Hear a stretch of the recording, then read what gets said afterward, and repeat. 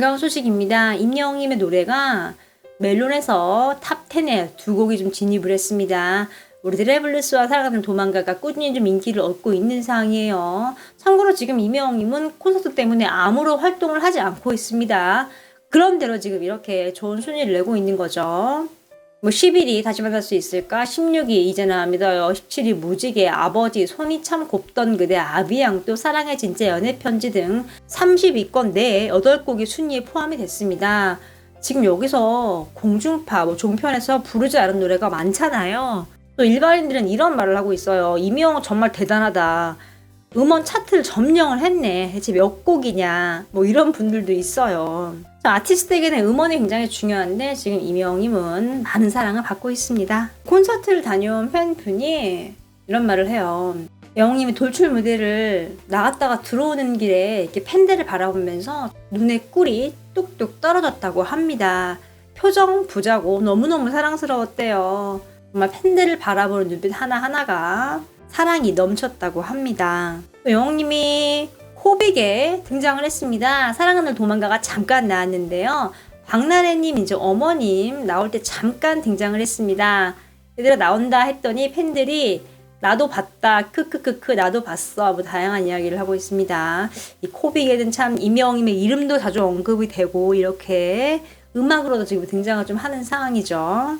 임영웅님의 팬클럽에 통영에서 선한 영향력을 전파를 했습니다. 영웅시대 통영이 임영웅님의 이제 이름으로 물품 616점을 기부를 했습니다. 이 판매 수익금 같은 경우는 통영시에 거주하는 저소득 조선 가정에 지원이 된다고 해요. 가수 임영웅의 생일 축하를 하고 응원하는 마음으로 아름다운 가게에 문을 두드렸습니다. 라고 이야기를 했고요. 영웅시대 분들이 전달한 물품은 18일 행사에서 판매를 했다고 합니다. 영웅시대 광주 전남 별빛 스터디방에서 후원금을 전했습니다. 이렇게 보면은 영웅님 사진 있고 응화 생일 축하해라는 문구가 있습니다. 건강기능식품 50박스를 조선 가정에게 좀 기부를 했습니다. 의미 있는 일이죠. 안표에 대한 소식인데요. 이제 거리두기가 풀리면서 공연, 스포츠, 콘서트, 행사가 다숨이 튀었습니다. 근데 이제 그와 더불어서 안표도 덩달아 극성이라고 해요. 40만원짜리 표가 150만원이 되는 경우도 있대요. 이걸 누가 사겠어 하는데 표가 없어서 난리라고 합니다. 손흥민 선수의 표 이야기를 하고 또 싸이나 가수 임영웅 같은 인기 가수의 공연에서도 안표 사기 좀 기승을 부리고 있다고 해요. 3월에 매크로 프로그램을 이용한 티켓팅을 금지하는 관련 법안이 발의가 됐는데 아직은 이제 국회에서 계류가 되고 있다고 합니다. 여기서 알 수 있는 거는 이제 안표 얘기를 하고 세계적인 축구스타 손흥민 선수 얘기하고 공연계를 언급을 하면서 임영웅과 싸이를 언급을 한 거죠. 각 분야의 탑들을 찝은 거죠. 임영웅님의 광동 경옥고 40편 영상이요. 조회수 100만 뷰를 달성을 했습니다. 이렇게 CF까지 많은 분들에게 좀 사랑을 받고 있는 상황이죠. 또 임영웅님의 첫 스케줄이죠. 영웅의 휴가 영상이요. 200만 뷰를 돌파를 했습니다. 영웅이 편안하게 힐링을 하면서 고기도 구워 먹고 팬들과 많은 소통을 했죠. 아티스트 임영웅에 대해서 좀 알 수 있는 영상이었는데요. 이렇게 큰 사랑을 받고 있습니다. 또 다시 만날 수 있을까 뮤직비디오가 1200만 뷰를 달성을 했습니다. 또 사랑하는 날 도망가 음원 영상 4개의 총 조회수가 6천만 뷰를 넘었습니다. 팬들은 넘사벽이다 라고 좀 이야기를 하고 있는 상황입니다. 송혜님이 하늘의 별이 됐습니다. 별세 하셨죠.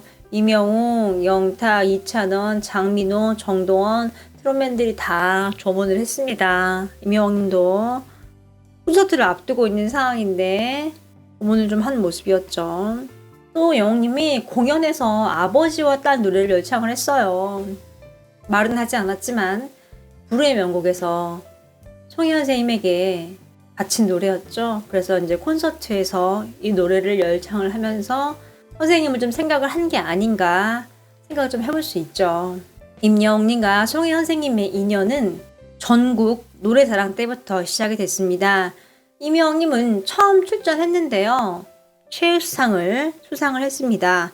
신유님의 일소일소 일로일로를 불렀는데요. 이 속에 좀 엄청난 사실이 있었습니다. 바로 송혜님의 까다로운 기준과 성격 때문이었는데요. 차근차근 좀 소개를 해드리겠습니다. 송혜님은 방송에 대한 집중력이 엄청났다고 합니다. 정말 34년간 진행을 하면서 PD가 바뀔 때마다 안 싸운 PD가 없었대요.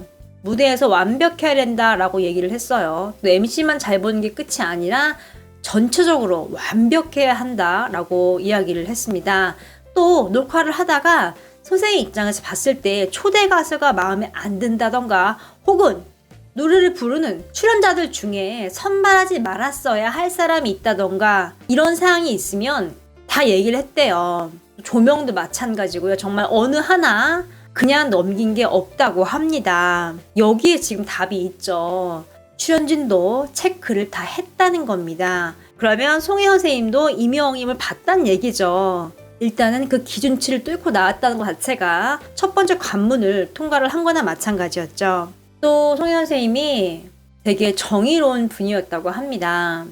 항상 가지고 계신 마인드가 공평하게였대요. 이 말을 굉장히 자주 사용을 했대요.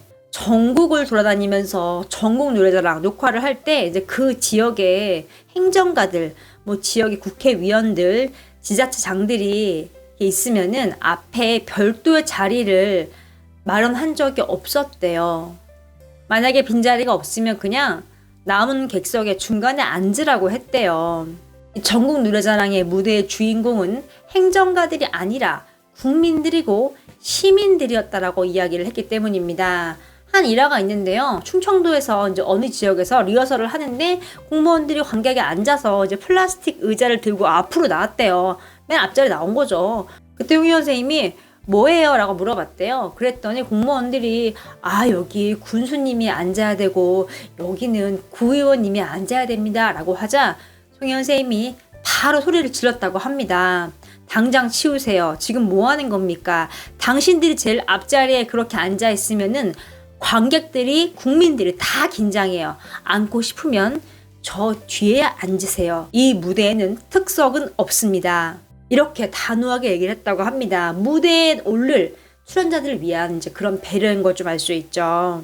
임영웅님도 항상 공평하고 정의롭게 행동을 하죠. 사실 이제 임영웅님을 도와주는 소속사 식구들의 어머님 중에도 분명히 팬이 있을 거란 말이에요.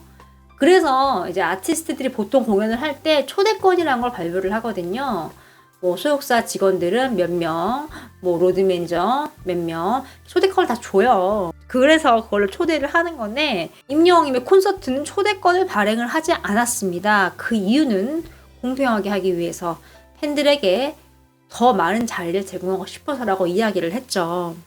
또 임영웅님 굉장히 성실하죠. 이정님이 불후의 명곡에 나와서 음악성이 있는 친구인데 거기에 노력도 엄청나다라고 칭찬을 굉장히 많이 했죠. 정규 앨범도 다 했다가 한번 뒤집어 엎었죠. 꼼꼼하게 다 하나하나 체크를 좀 한 겁니다. 완성도를 높이기 위해서 좀 이렇게 한 걸 좀 알 수 있죠. 이런 디테일하고 성실한 면이 임영웅님을 더욱더 빛나게 하는 요소이죠. 성공하는 사람들에게는 공통점은 꼭 있는 것 같습니다.